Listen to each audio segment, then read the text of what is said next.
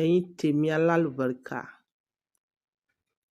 ìgbín ni arákùnrin yìí ń sà. Ìgbín wúlò lọ́pọ̀lọpọ̀,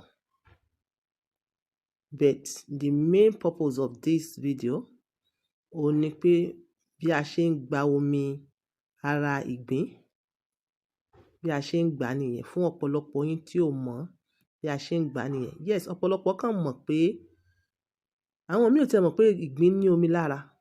Ìgbín ní omi lára. Ó depend bí o ṣe tọ́jú wọn sí àti pé bí wọ́n ṣe tóbi sí.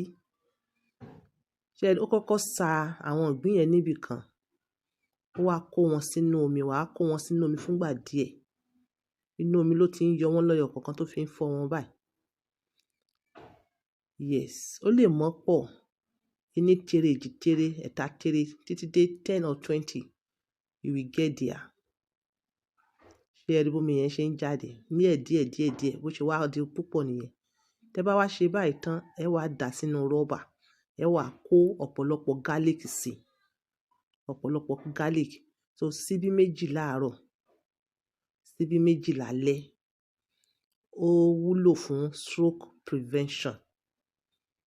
Àwọn nǹkan míì náà wà o, but this is also good. Ẹran ara ìgbín náà ó dẹ̀ da fún stroke.